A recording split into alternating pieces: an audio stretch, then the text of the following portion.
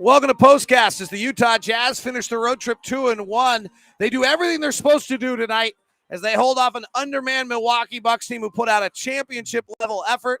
And the hero of the night, not who you look at in the box score and see, it's Royce O'Neale. We'll be talking about it next on Postcast. Postcast is brought to you by The Store, located 6200 South in Murray, also located in the Gateway. And you have a reason for a mudslide cookie today because the Jazz won it. Or you can have an oatmeal chocolate chip cookie. I cheated on the mudslide today. I had an oatmeal chocolate chip cookie from a place at the public market here today, and the only mistake I made is I only bought 2. I should have bought many, many more because they're the best. That good, huh? They're that good. All right, Ron Boone, what do you think of this one tonight? It was impressive to the point where the Jazz were able to fight off a surging Milwaukee Bucks team on 2 or 3 different occasions. I mean, the momentum shifted so fast at one point, and then the Jazz were able to fight it off and take that lead back up to over 10 points. So I was impressed with that, but more impressed probably with Royce O'Neale, his ability to. He was 3 for 5 from the field, ended up with only 3 rebounds tonight, but his defense was awfully good. All right, so the Bucks were without Chris Middleton, which happened right late. The Jazz had built an entire game plan expecting to see Chris Middleton. The last second, right before the game started, really right before Mike Budenholzer's press conference, he announces that Chris Middleton's out. People were wondering if it was because he was resting or what, but it was actually just that he's out. They were also without Drew Holiday, without Brook Lopez, without Dante DiVincenzo. So that's 4 of their starters at one point in time last year. Depends on how they play it this year with Connaughton and some other guys who starts, but at least 3. And the Jazz took control of the game early. They hit a bunch of threes early. They were in control, and the Bucks looked like a championship caliber team. So they weren't going to roll tonight. And Giannis, you're not going to be Giannis's teammate and roll. So in that sense, I thought that the Jazz did what they should have done, Ron, because of the fact that, hey, they were going to come at you pretty hard, and the Jazz led the whole way. They were in control, and there was only that one little flurry where you're like, oh shoot, and the only concern there was that it felt like for a second they were going to walk themselves into a possession-by-possession game, and then you never know what might happen. Well, they forced Milwaukee to play uphill, to have to come get them. 6 3-point field goals in that first quarter, ended up scoring 30 points. And Conley, 3 of the 6, got off to a good start. Now the Bucks have to try to climb out of a hole that they're in. Grayson Allen, he played well. I mean, he shot the basketball well anyway. But I think when you get on the road, you make teams play well to beat you, and I thought that's what the Jazz did tonight. The other part of this was we just talked about a minute ago, which was Royce O'Neale. And, this is Giannis's show tonight because without anyone involved, without those guys, and so Giannis is coming at them with about as much, potent play as he possibly could. And what ends up happening instead is that the Jazz are able to stymie Giannis a bit. He goes 10 of 20 from the field. He takes 11 3-point shots. So he took 9 twos the entire game, which to me really jumps out as maybe the key thing of the whole night. And the Jazz defensive plan was Royce is guarding him, Rudy's shading in the middle of the lane, and then getting back out to shooters on plays. And the game plan was really, really good. That actually kept him from getting to the rim because of that. So the game plan was definitely good with Rudy playing like Giannis for the most part, because Giannis on some occasions was not totally guarding anyone, but he was guarding an area. And I think the Jazz found a way to maybe keep Giannis from getting to the basket. As you mentioned, he played 34 minutes tonight and did not get to the basket, with some of those dunks. Even in transition, didn't see a lot of that in transition. He stayed outside because, for the most part, Royce O'Neale was keeping him from driving.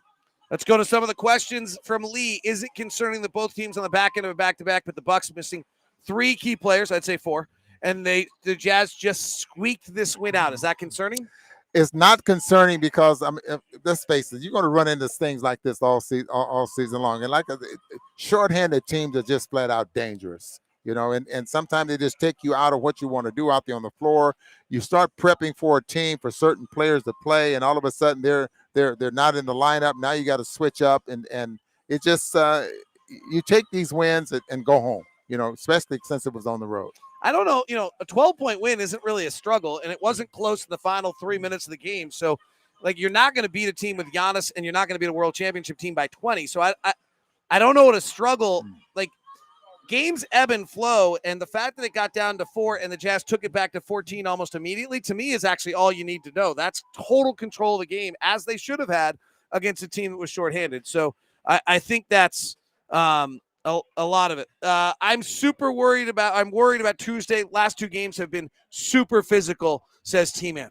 Well, it is a concern, not only by our listener there, but it's a concern around the league. And Quinn had some things to say about it as well.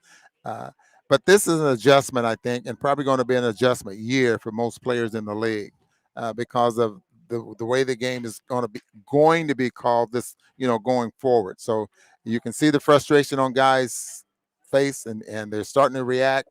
I'm not so sure that we're not going to see a ton of technical fouls called this year because of players just getting to the point where they just feel like they have to lash out, and officials are going to make some technical fouls. Quinn's feeling was that the league had taken away, and it was a really interesting comments from Quinn. I'll try to grab them and have them on for you coming up on Locked On Jazz tomorrow. He gave about a 2.5-minute answer, so I'll have to pull it. But his comment really was, I thought we were trying to take away the arm swing and the abrupt movements. I didn't know that we had decided you could put your arm on a guard and just ride him out of bounds and not have a foul called. And it was a pretty interesting, mellow, subtle, didn't sound demonstrative. It wasn't, David Fizdale's take that for the data, big explosion. But as is Quinn's style, if you really listen to what he said, it was a pretty strong statement from him before the game tonight about how the league's being called right now and what he thinks is important. And I think with 2 smaller guards, he's very concerned that suddenly this massive physical play could have a detriment on the Jazz. Well, what a great way of putting it, too. I mean, it was tasteful, but it was like in question form. It wasn't like he was demanding or really complaining. What am I looking for? But it wasn't like, and he said, I have a complete faith in the officials that they'll get this figured out. Yeah. But his point was, and he even said, he actually even said after when the mics were off, he kind of said to the media group, is everyone's talking about, he's like, it's not just me. He kind of said to everybody, hey, it's not just me. Everyone's talking about it's more physical, right? And then Eric Name, who used to host Locked On Bucks, so we give him a shout out, said, the Chris Middleton and Giannis are talking about it a lot also. And Quinn's like, I didn't think that we were going to a more physical game. I didn't think that's what the rule changes were about. So some pretty interesting comments there. Lee has another question. I can't seem to find it, but the Jazz tonight shoot 12 of 37 from 3.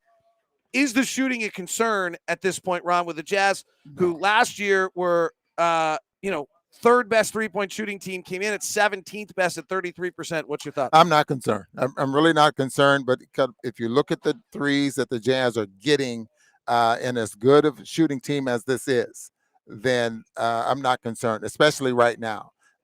Joe Ingles is probably not getting the looks so far in this year as he was getting last year. But those will come, and Conley's is probably got the stroke probably better than anyone on the team right now. I'm going to be much more blunt than he is. It's kind of my role. Eric Paschall is not as good a shooter as Georges Niang. So he goes 1 for 5 tonight. George would have gone 2 for 5. So there's 1. The others are all Jordan. Not trying to be brutal, but he went 0 for 7. Right. So the fact is that all of the shooting numbers are off because of Jordan Clarkson right now. He's way off his game.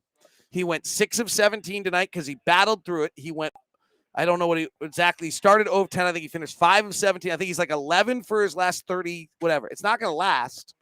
But if you want to know why our shooting numbers are off, if Jordan goes, let's say Jordan has a moderate night tonight and goes 2 for 7, which would be low. That's 31%. And that 2 for 7, we're suddenly 14 of 37. We're at 37%. We're fine. And Eric Paschall's 1 more. That would have been 15 of 37. That's what we were last year. Paschall's going to go 1 of 5 one night and 2 of 5 the next night. And Niang went 2 of 5 each night. He's not as good a shooter, but Georges Niang ain't jamming that ball through the cylinder on that play that Eric Paschall did earlier. Or is he guarding Giannis tonight? So it's a different skill set. You got to understand that change. But frankly, without I'm not trying to zero in on him in any bad way, but let's just be honest about Jordan. Jordan tonight goes 0 of 7 from 3, and last night in the Jazz loss to the Bulls, Jordan ended up going 3 of 9 by the end of it. So he's 3 of his last 16 from 3. There's our shooting numbers. Yeah. Like, that's a lot of it. Like, Royce and Bojan are all like 1 or 2 shots off their norm, and that's the issue. All right, that is Postcast tonight. Thanks very much for tuning in. Have a great one. Locked On Jazz comes to you tomorrow. Have a good